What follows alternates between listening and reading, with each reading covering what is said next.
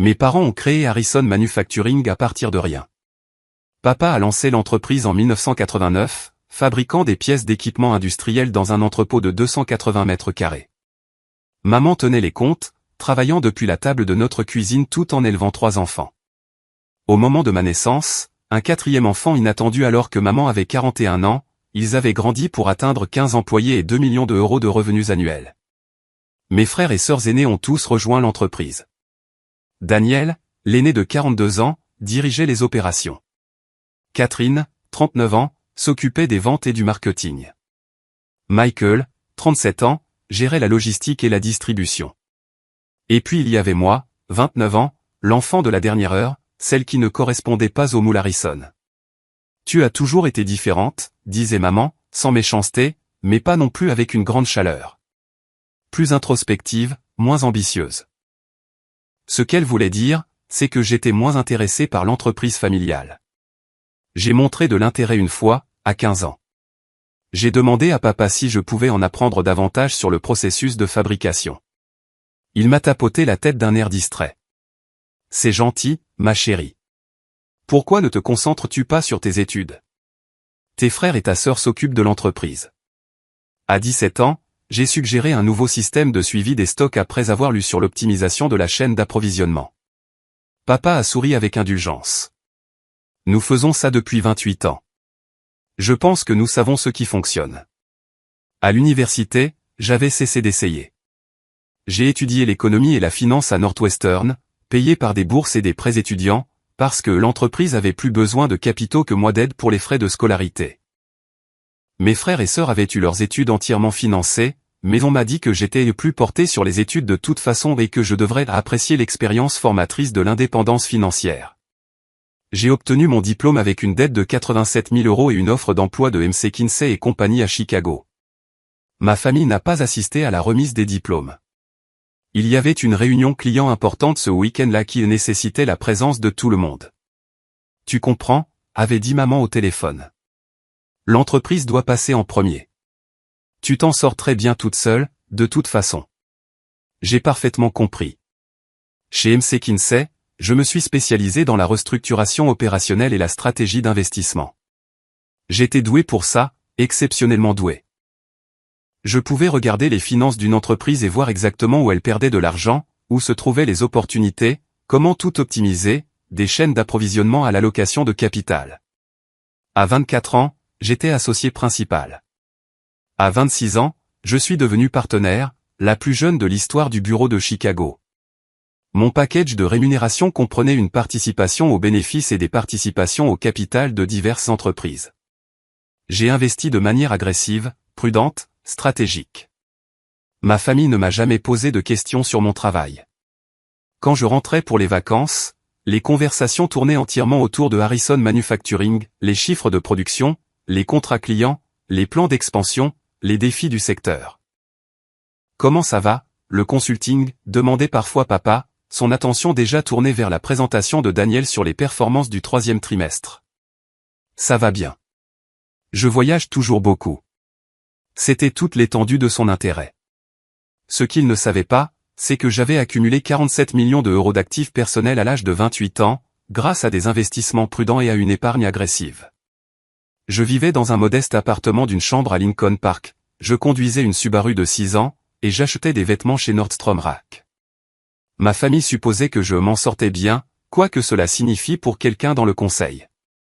Ça doit être agréable d'avoir un emploi stable, a dit Catherine une fois, son ton suggérant que stable signifiait le médiocre. Tout le monde n'a pas l'estomac pour diriger une entreprise. Il n'y a pas de honte à être employé. J'avais souri et n'avais rien dit.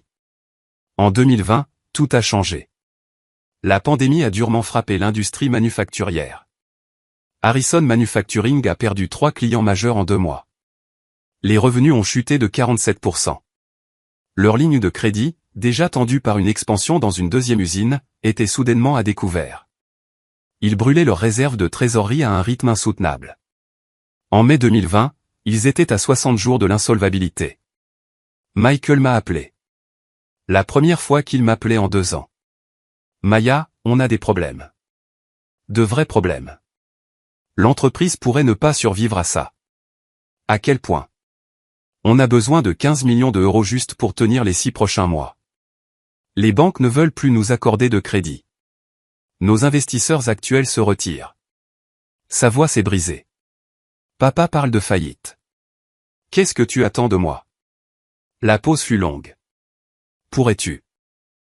Aurais-tu peut-être 10 000 euros à nous prêter, juste temporairement? Je sais que c'est beaucoup, mais... 10 000 euros pour sauver une entreprise qui générait 34 millions d'euros par an avant la crise.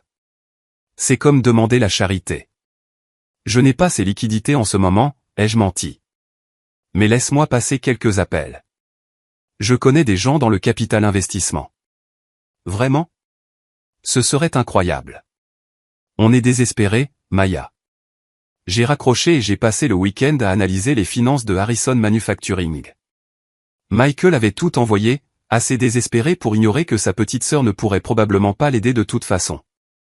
L'entreprise était en difficulté, mais les fondamentaux étaient solides, de bonnes relations clients, une solide réputation, des produits de qualité. Le problème était le flux de trésorerie et l'endettement, pas le modèle économique de base. Avec une injection de capital appropriée et une restructuration stratégique, il pourrait non seulement survivre, mais prospérer. J'ai rédigé une proposition d'investissement par l'intermédiaire d'une société de capital investissement avec laquelle je consultais, Meridian Capital Partners. Je l'ai structuré avec soin, une injection de capital de 30 millions d'euros en échange de 51% des capitaux propres et de 3 sièges sur 5 au conseil d'administration.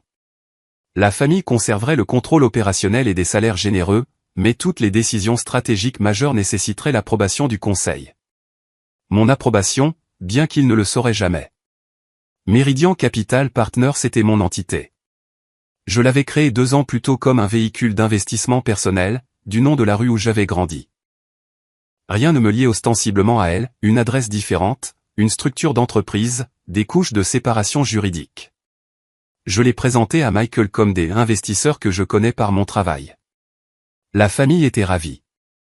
Sauvé de la faillite, capable de continuer à diriger l'entreprise, ne cédant qu'une partie des capitaux propres à des investisseurs sans visage qui resteraient probablement à l'écart. Papa l'a annoncé lors d'un dîner de famille en juin 2020.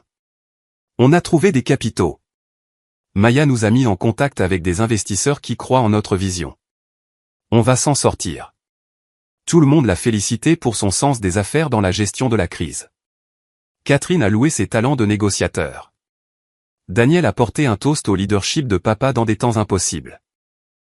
Je suis resté assise au bout de la table, mangeant mon poulet en silence, ne disant rien. Merci pour la mise en relation, m'a dit maman, son ton chaleureusement condescendant. C'est bien que tes contacts dans le conseil aient servi. Tu vois, ton travail peut être utile, même si tu n'es pas dans l'entreprise familiale. Heureuse d'avoir pu aider, ai-je simplement répondu. Pendant les 3 années suivantes, j'ai observé, à travers les réunions trimestrielles du conseil d'administration et les rapports financiers. L'entreprise s'est rapidement stabilisée. Au 4e trimestre 2020, elle était de nouveau rentable.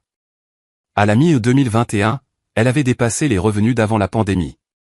En 2023, elle atteignait 52 millions d'euros par an, avec des marges saines. Ma famille attribuait cela entièrement à leur gestion brillante, la vision stratégique de papa, l'excellence opérationnelle de Daniel, le talent commercial de Catherine, l'optimisation logistique de Michael. Les réunions trimestrielles du conseil se tenaient à distance, ce qui signifiait que je participais par l'intermédiaire de mon avocat, en tant que mandataire de Meridian Capital. La famille traitait avec lui, pas avec moi. Il pensait que j'étais toujours juste Maya, la consultante, complètement inconsciente que je passais en revue chaque décision qu'il prenait. Ils ont embauché 12 nouveaux employés sans l'approbation du conseil. Une violation mineure, mais je l'ai laissé passer. Ils se sont accordés des augmentations de 18%, également sans l'approbation du conseil. J'ai pris note, mais je ne suis pas intervenu. Ils ont acheté de nouveaux véhicules de société, une BMW pour papa, une Mercedes pour Catherine, et une Audi pour Daniel. Répertoriées comme voitures de société, mais principalement utilisées à des fins personnelles. Une autre violation, mais toujours dans des limites acceptables. Puis ils ont commencé à planifier une expansion majeure sans consulter le conseil, un projet de 22 millions d'euros pour construire une 3e usine dans le Tennessee. Ils négociaient depuis 6 mois, avaient déjà versé un acompte de 2 millions d'euros, et signé des contrats préliminaires. La première réunion du conseil où cela a été mentionné a eu lieu 2 semaines avant qu'il ne prévoie de commencer les travaux. Mon avocat m'a appelé. Ils vont de l'avant avec un projet d'investissement majeur sans l'autorisation du conseil. C'est une violation flagrante de l'accord d'investissement. Que disent-ils quand tu soulèves des inquiétudes? Daniel dit qu'ils n'ont pas besoin de l'approbation du conseil pour les décisions opérationnelles. Catherine insiste sur le fait qu'il nous informe simplement par courtoisie. Ton père prétend qu'il dirige cette entreprise depuis 34 ans et qu'il sait ce qu'il fait. Comprennent-ils que le conseil a l'autorité finale sur les dépenses de plus de 5 millions d'euros? Ils ne semblent pas penser que cela s'applique à eux. Ils traitent l'accord d'investissement comme une suggestion. J'ai examiné les détails du projet du Tennessee. Les finances étaient fragiles, des projections trop optimistes, une étude de marché inadéquate, un calendrier de retour sur investissement flou. Ils prenaient une décision émotionnelle, pas une décision commerciale. Planifie une réunion du conseil en personne, ai-je dit à mon avocat. Je serai présente en personne. Tu n'as jamais assisté en personne. Les choses changent. Fixe-la pour la semaine prochaine. Ne leur dis pas que je viens. Dis simplement que Meridian Capital aura un représentant présent pour le vote. Ils ne vont pas aimer ça. Ils n'ont pas à aimer ça. Ils doivent s'y conformer. La réunion du conseil a été fixée au jeudi à 14 h, au siège de Harrison Manufacturing, un bâtiment que j'avais visité exactement 3 fois en 9 ans, toujours en tant que fille de papa, jamais en tant qu'actionnaire majoritaire. Je suis arrivé à 13h45, vêtu d'un costume Tom Ford, portant une mallette Céline, ayant l'air en tout point de la dirigeante de Capital Investissement que j'étais réellement, mais que je ne leur avais jamais montré. J'ai gardé mes lunettes de soleil en traversant le hall. La réceptionniste, nouvelle depuis ma dernière visite, a levé les yeux. Puis-je vous aider? Réunion du conseil, salle de conférence A. Vous êtes avec Meridian Capital, quelque chose comme ça? Elle m'a indiqué le couloir. La porte de la salle de conférence était ouverte. Je pouvais entendre des voix à l'intérieur, le baryton profond de papa, le rire confiant de Catherine, les explications régulières de Daniel. J'ai poussé la porte. 4 visages se sont tournés vers moi, papa, Daniel, Catherine, Michael, plus mon avocat, James Rothstein, qui contrôlait soigneusement son expression. Maya? Cligna Catherine. Qu'est-ce que tu fais là? Je suis là pour la réunion du conseil. C'est une réunion d'affaires, dit lentement Daniel, pour des questions réelles de l'entreprise. Tu avais besoin d'autre chose. Je suis là pour la réunion du conseil, ai-je répété, en prenant place à la table. On peut commencer? Papa avait l'air confus. Ma chérie, c'est à propos de l'expansion du Tennessee. Des trucs d'entreprise très techniques. Ça ne t'intéresserait probablement pas, au contraire, je trouve ça extrêmement intéressant. Un projet d'investissement de 22 millions d'euros sans l'approbation du conseil viole l'article 7.3 de votre accord d'investissement. Silence. Michael fronça les sourcils. Comment connais-tu notre accord d'investissement? J'ai enlevé mes lunettes de soleil, j'ai croisé son regard. Je l'ai lu très attentivement. James, papa s'est tourné vers mon avocat. On peut commencer? Je ne suis pas sûr de savoir pourquoi Maya est là, mais nous avons des affaires importantes à traiter. Mademoiselle Harrison est ici en sa qualité de représentante principale de Meridian Capital Partners, a déclaré James formellement. Le silence s'est fait dans la pièce. Ce n'est pas drôle, a finalement dit Catherine. J'ai ouvert ma mallette, j'ai sorti un document, et je l'ai fait glisser sur la table. Structure de l'entreprise Meridian Capital Partners. Notez l'actionnaire principal et le PDG. Papa l'a pris, ses mains commençant à trembler. Ses yeux ont parcouru la page, puis se sont arrêtés.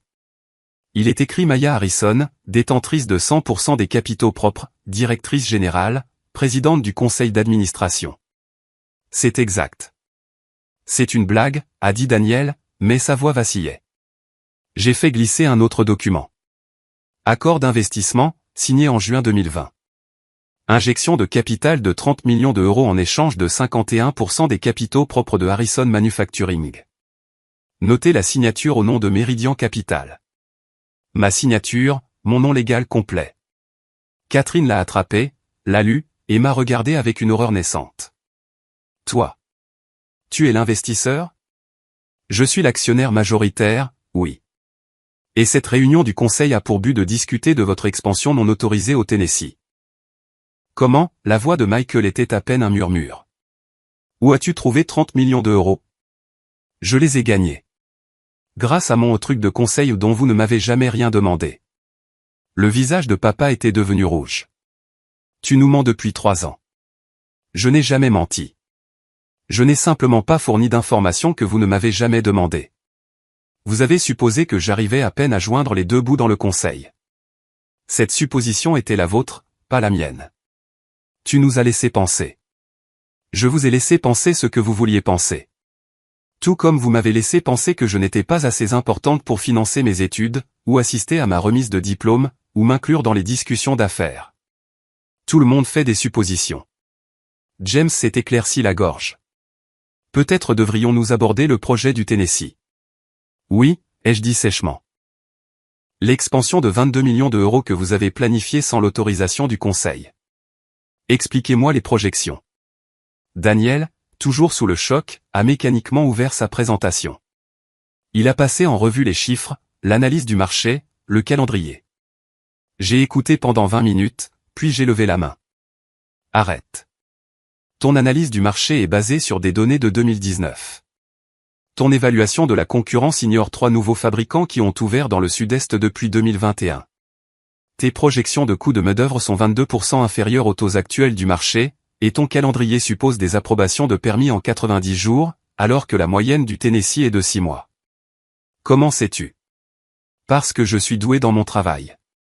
Ce projet, tel qu'il est structuré, perdra de l'argent. Un minimum de 4 millions d'euros les 2 premières années, peut-être plus. Tu ne comprends pas notre industrie, a dit papa, retrouvant sa voix. Nous sommes dans la fabrication depuis 34 ans. Et je restructure des opérations de fabrication depuis 8 ans. J'ai consulté sur 47 projets exactement comme celui-ci. 31 ont réussi, 16 ont échoué. Celui-ci, tel que prévu, échouerait. Catherine s'est penchée en avant. Alors, que suggères-tu? L'annuler? Non, le restructurer. Une installation initiale plus petite, une expansion progressive, une stratégie de main-d'œuvre révisée, des contrats de fournisseurs mis à jour. J'ai une proposition révisée qui rend ce projet viable. J'ai fait glisser un dossier sur la table. 40 pages d'analyse détaillée, de projections révisées, et un calendrier de mise en œuvre. Je l'avais préparé en 3 jours. Ils ont lu en silence. Ça marcherait, a finalement admis Daniel. C'est plus conservateur, mais les chiffres sont solides. Ça coûterait aussi 14 millions d'euros, pas 22 millions, ce qui signifie que nous pouvons le financer sans lever de fonds supplémentaires. Et la compte que nous avons déjà versée, a demandé Michael. Sur un site préliminaire qui est surévalué de 1,3 million d'euros? Considérez ça comme une leçon. J'ai identifié 3 meilleurs emplacements. On peut renoncer à la compte et quand même s'en sortir. Papa a fixé la proposition. Tu as fait ça en 3 jours? Je fais ça professionnellement. C'est ce que j'ai fait pendant que vous pensiez que je faisais des PowerPoints pour des clients d'entreprise. Combien gagnes-tu? A demandé Catherine sans détour. L'année dernière, 8,7 millions d'euros. Cette année, je suis en bonne voie pour 11 millions.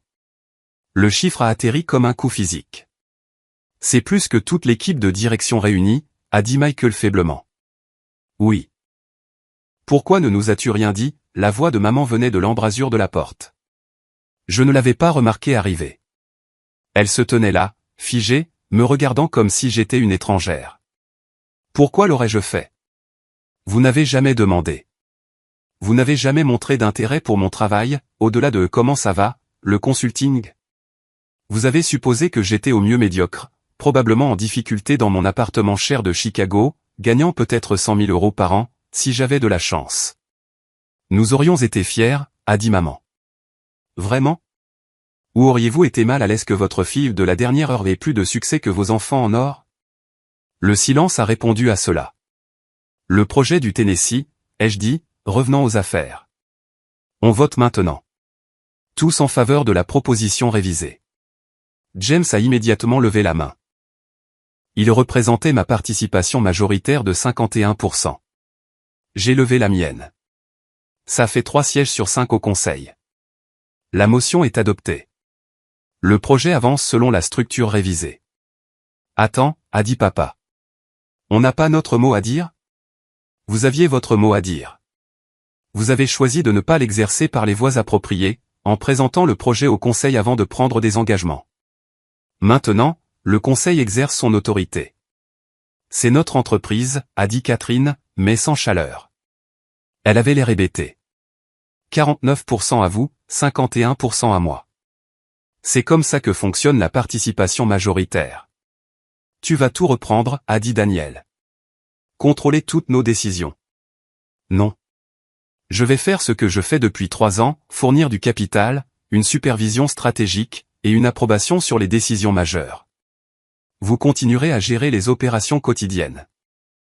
Mais cette fantaisie où vous êtes des propriétaires indépendants, qui ont juste des investisseurs silencieux, ça se termine maintenant. À cause d'une erreur, a demandé Michael. À cause de 3 ans d'erreurs que j'ai surveillées et permises, parce qu'elles n'étaient pas catastrophiques, l'embauche non autorisée, la rémunération excessive des dirigeants, l'utilisation personnelle des véhicules de société, les frais de déplacement qui étaient à 40% personnels. J'ai tout vu. Le visage de papa est passé du rouge au blanc. J'ai laissé passer, parce que l'entreprise se portait bien et que les violations étaient techniquement mineures. Mais le projet du Tennessee a franchi une ligne. Vous étiez sur le point de gaspiller 22 millions d'euros, sur une expansion mal planifiée, parce que vous ne vouliez pas demander la permission à des investisseurs sans visage. Qu'est-ce que tu veux, a demandé papa, la voix des faits. La conformité. Le respect de la structure d'investissement. La reconnaissance que je ne suis pas votre fille qui joue aux affaires. Je suis votre actionnaire majoritaire qui vous a sauvé de la faillite. On aurait trouvé d'autres investisseurs, a dit Catherine faiblement. Vous avez essayé pendant 3 mois en 2020. Tout le monde vous a refusé. J'étais votre dernière option, et vous ne saviez même pas que c'était moi. La vérité de cette déclaration s'est installée dans la pièce. Le projet du Tennessee avance selon le plan révisé, ai-je poursuivi. Mais il y aura des changements pour éviter de futures violations. Des réunions mensuelles du Conseil au lieu de trimestrielles. Toutes les dépenses de plus de 50 000 € nécessiteront une approbation préalable. La rémunération des dirigeants sera liée à des indicateurs de performance, et les véhicules de société seront réellement utilisés pour les affaires de l'entreprise, ou achetés à titre personnel. Tu nous punis, a dit Daniel. Je mets en œuvre une gouvernance d'entreprise standard, qui aurait dû exister depuis le premier jour. Ce sont des structures normales pour toute entreprise avec des investisseurs externes. Mais tu n'es pas externe, a dit maman doucement. Tu es de la famille. Vraiment? Parce que depuis 29 ans, je suis le membre de la famille que vous avez à peine inclus. Celle qui ne valait pas la peine de financer ses études. Celle dont la carrière était gentille, mais pas assez intéressante pour qu'on s'y intéresse. Celle qui ne correspondait pas au moule Harrison. Ce n'est pas juste, a protesté Catherine. Ce n'était pas juste non plus de supposer que je n'avais rien à offrir. Ce n'était pas juste de rejeter ma suggestion sur les systèmes d'inventaire à 17 ans. Ce n'était pas juste de manquer ma remise de diplôme parce que l'entreprise passait en premier. Ce n'était pas juste de me qualifier de stable au lieu de réussi, parce que je n'ai pas rejoint l'entreprise familiale. Personne n'a eu de réponse. Je me suis levé, rassemblant mes affaires. James enverra la proposition révisée pour le Tennessee et la nouvelle structure de gouvernance d'ici demain matin. Nous nous réunirons tous les mois, le premier jeudi, à 10 h. La présence est obligatoire pour tous les membres du conseil et de l'équipe de direction. Attends, a dit papa. Juste, attends. On peut en parler en famille. On en parle lors d'une réunion du conseil, ce qui est le lieu approprié pour discuter des affaires de l'entreprise. Je veux dire, vraiment parler. Pas comme ça. Pas de manière si formelle et froide. Je l'ai regardé un long moment. Tu as 3 autres enfants dans cette pièce. Parle-leur de ce que ça fait de voir ces contributions rejetées. Je suis sûr qu'ils ne peuvent pas s'identifier, mais peut-être qu'ils essaieront. Je me suis dirigé vers la porte. Maya, s'il te plaît. La voix de maman m'a arrêté. On ne savait pas. On ne comprenait pas. Si on avait su. Si vous aviez su, m'auriez-vous traité différemment? Ou auriez-vous été contrarié que votre bébé accidentel de fin de vie ait plus de succès que vos enfants prévus? Son visage s'est décomposé. Je vous verrai jeudi prochain, ai-je dit et je suis sorti. Le trajet de retour à Chicago m'a donné 3 heures pour réfléchir à la famille, au pouvoir, et au poids d'être sous-estimé pendant toute une vie. Ils ont appelé, tous, des dizaines de fois la semaine suivante. J'ai laissé chaque appel aller à la messagerie vocale. Les messages de papa sont passés de la confusion à la colère, puis à la supplication, tu nous dois une conversation. C'est ridicule. Tu déchires cette famille. S'il te plaît, Maya, parle-nous, c'est tout. Les messages de Catherine étaient défensifs, tu es vindicative. Il ne s'agit pas d'affaires, c'est de la vengeance. On a fait des erreurs, mais c'est excessif. Ceux de Daniel étaient analytiques, on peut régler ça. Trouvons un compromis. Il doit y avoir un moyen de restructurer ça pour que ça marche pour tout le monde. Ceux de Michael étaient les plus honnêtes, je suis désolé. On a eu tort sur toute la ligne. S'il te plaît, ne détruis pas ce que papa a bâti. Je n'ai répondu à aucun d'eux. Jeudi matin, je suis arrivé à Harrison Manufacturing à 9h45. La réceptionniste m'a reconnu cette fois. Mademoiselle Harrison. Ils attendent dans la salle de conférence. Toute l'équipe de direction était présente, 15 minutes en avance. Ils avaient tous l'air d'avoir mal dormi. J'ai pris ma place en bout de table, non plus la place de papa, mais la mienne en tant que présidente du conseil. Commençons. Daniel, rapport d'opération. La réunion a duré 3 heures. J'ai posé des questions détaillées sur chaque département, j'ai remis en question chaque hypothèse, et j'ai souligné des inefficacités qu'ils avaient négligées. J'ai démontré exactement à quel point je connaissais leur entreprise, plus que dans de nombreux domaines. À la fin, ils avaient accepté ma structure organisationnelle révisée, mes nouveaux processus d'approbation, et mon modèle de rémunération basé sur la performance. Encore une chose, ai-je dit en concluant. Les dynamiques familiales. Tout le monde s'est tendu. Ça ne change pas en dehors du bureau. Je suis toujours votre fille, votre sœur. Mais ici, dans ce bâtiment, je suis l'actionnaire majoritaire et la présidente du conseil. Ces rôles n'entrent pas en conflit, à moins que vous ne les fassiez entrer en conflit. Comment on fait pour que ça marche, a demandé papa doucement. En reconnaissant la réalité. Je ne suis pas la plus jeune qui réussit moins bien. Je ne l'ai jamais été. J'étais celle que vous avez tellement sous-estimée, que j'ai fini par posséder votre entreprise sans que vous vous en rendiez compte. On est désolé, a dit maman. Vraiment, profondément désolé. Désolé d'avoir eu tort, ou désolé de la façon dont vous m'avez traité? Les deux, a-t-elle dit, et sa voix a tremblé. Les deux, Maya. Je les ai regardés un par un. Voici ce qui se passe maintenant. L'entreprise fonctionne selon une gouvernance d'entreprise appropriée. Vous continuez à gérer les opérations. Je fournis une supervision stratégique. Nous nous réunissons tous les mois, nous maintenons une structure de conseil appropriée, nous suivons des procédures établies, et personne ne fait de blagues sur mon truc de conseil ou mon emploi stable, ou ne traite ma carrière comme un joli passe-temps. D'accord, a dit papa immédiatement. En dehors du bureau, on est une famille. Mais ça veut dire une vraie famille, où mes réussites comptent autant que celles des autres. Où ma remise de diplôme vaut la peine d'être assistée, où mon travail est assez intéressant pour qu'on s'y intéresse, où je ne suis pas une pensée après coup ou une déception pour ne pas avoir rejoint l'entreprise familiale.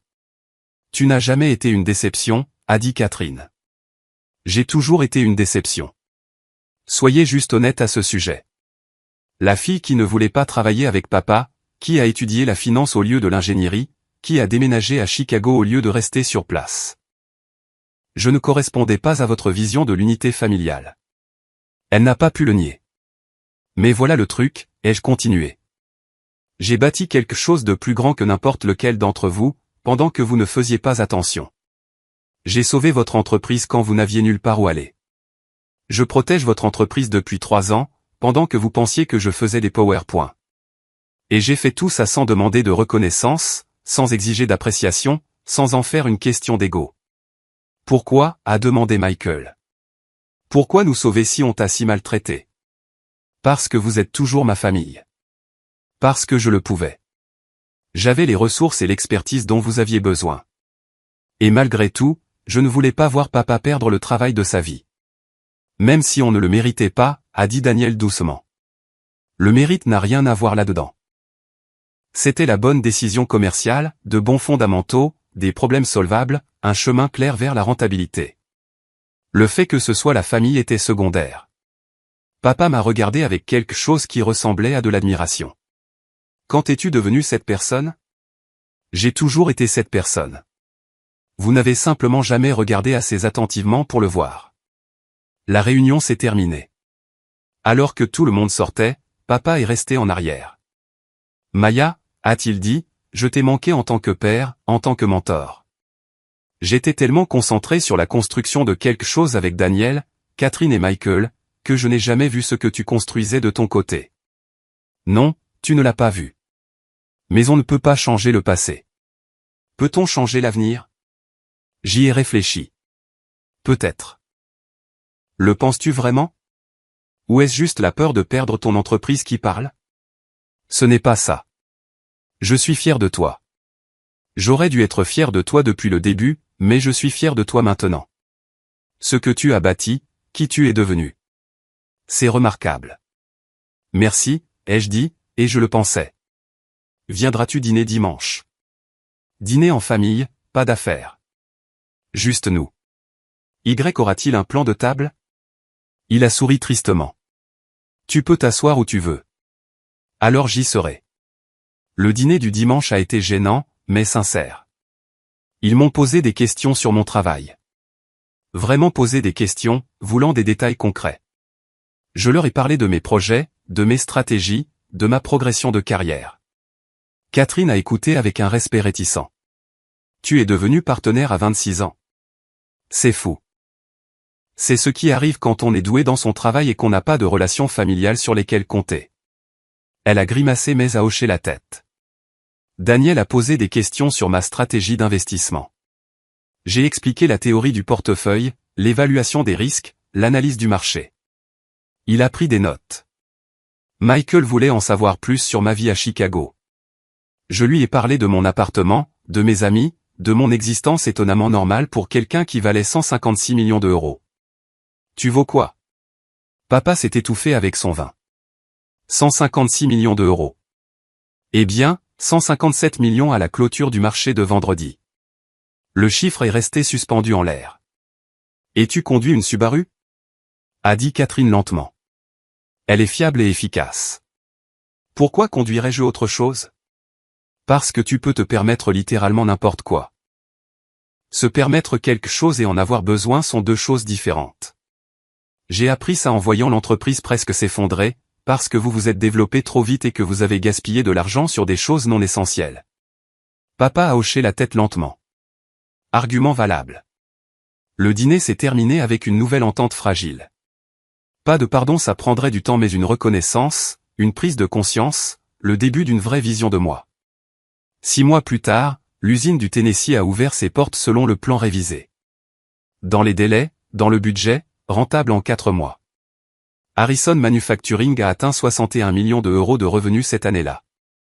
La rémunération des dirigeants a augmenté, mais elle était maintenant liée à des indicateurs de performance qui comptaient vraiment. J'ai assisté aux réunions mensuelles du conseil, j'ai fourni des conseils stratégiques, et j'ai remis en question les hypothèses, mais je les ai laissés gérer les opérations, prendre des décisions tactiques, et diriger leurs équipes. Lors des réunions de famille, ils m'ont incluse dans les discussions d'affaires, non pas par courtoisie, mais en tant que personne ayant le contrôle majoritaire et l'expertise stratégique. Maya, que penses-tu de l'opportunité du Wisconsin? Demandait papa. Je donnais mon analyse. Parfois, ils étaient d'accord. Parfois, nous débattions, mais ils écoutaient. 1 an après la révélation, Catherine a appelé. Je veux m'excuser. Vraiment m'excuser. Pas seulement dire désolé parce que tu possèdes l'entreprise. Je t'écoute. On t'a terriblement traité toute ta vie. On t'a fait sentir inférieur, comme si tu ne comptais pas, comme si ton chemin était inférieur au nôtre. Et le pire, c'est qu'on ne l'a pas fait par méchanceté. On le croyait sincèrement. On pensait que notre façon de faire était la seule, et que tout le reste était un compromis. C'est honnête. J'ai été particulièrement cruel. Tous ces commentaires sur les emplois stables, sur le fait d'être une employée, sur le fait de ne pas avoir l'estomac pour diriger une entreprise. J'étais tellement convaincu de ma supériorité que je n'ai jamais envisagé que je pouvais avoir tort. Tu n'étais pas supérieur. Tu avais juste une tribune plus forte. Je le sais maintenant. Et je suis désolé, sincèrement, profondément désolé. Merci, ai-je dit. Ça signifie vraiment quelque chose. 2 ans après la révélation, papa m'a demandé de prendre la direction de l'entreprise. Tu es meilleur que n'importe lequel d'entre nous, a-t-il simplement dit. L'entreprise a prospéré sous ta direction stratégique. Tu devrais la diriger officiellement. Je ne veux pas être PDG. Il a eu l'air surpris. Pourquoi pas? Parce que j'ai ma propre carrière que j'aime. Je ne suis pas intéressé par la gestion des opérations, je suis intéressé par l'investissement stratégique. C'est ce dans quoi je suis doué, ce que j'aime. Vous avez besoin d'un opérationnel, pas d'un stratège, au poste de PDG. Alors que devrions-nous faire? Embaucher un PDG professionnel. Quelqu'un avec de l'expérience dans la fabrication et une excellence opérationnelle. Garder Daniel comme directeur des opérations, Catherine comme directrice des ventes, Michael comme responsable de la logistique, mais faites appel à une expertise externe pour le poste le plus élevé. Tu serais d'accord avec ça? Je le préférerais. Je suis la présidente du conseil et l'actionnaire majoritaire. C'est là que j'apporte de la valeur, la gouvernance et la stratégie, pas les opérations quotidiennes. Nous avons embauché Jennifer Wu, une vétéran de la fabrication avec 20 ans d'expérience. Elle était brillante, décisive, et complètement intimidée par les dynamiques familiales. Harrison Manufacturing a atteint 78 millions d'euros de revenus sa première année, 94 millions sa deuxième. Ma famille a appris à fonctionner dans une structure d'entreprise appropriée. Ils ont appris que l'expertise compte plus que le sang.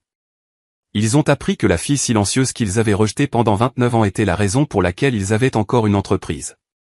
Et j'ai appris que parfois, la meilleure vengeance n'est pas la destruction. C'est de réussir si complètement que tout le monde doit reconnaître qu'ils avaient tort. C'est de sauver les gens qui vous ont rejeté, puis de les faire travailler dans des structures que vous contrôlez. C'est de prouver sa valeur si indéniablement qu'ils ne peuvent pas l'expliquer, ou le minimiser, ou prétendre que ça n'existe pas. 3 ans après cette réunion du conseil, j'étais assise au dîner de Thanksgiving chez mes parents. La table était pleine, 32 personnes, 3 générations. Papa s'est levé pour porter un toast. Je veux saluer quelqu'un de spécial. Maya, notre plus jeune, que je n'ai pas appréciée à sa juste valeur pendant la majeure partie de sa vie. Qui a bâti une carrière extraordinaire pendant que nous ne faisions pas attention. Qui a sauvé notre entreprise familiale quand nous n'avions nulle part où aller. Qui nous a appris que le succès prend de nombreuses formes, et que parfois la personne la plus silencieuse dans la pièce est la plus puissante. Tout le monde a levé son verre. J'ai souri, j'ai accepté la reconnaissance, et j'ai pensé à la fille qui s'était assise devant le bureau de papa à 7 ans, voulant en apprendre davantage sur les affaires, et à qui on avait dit que c'était trop compliqué. Elle avait appris quand même.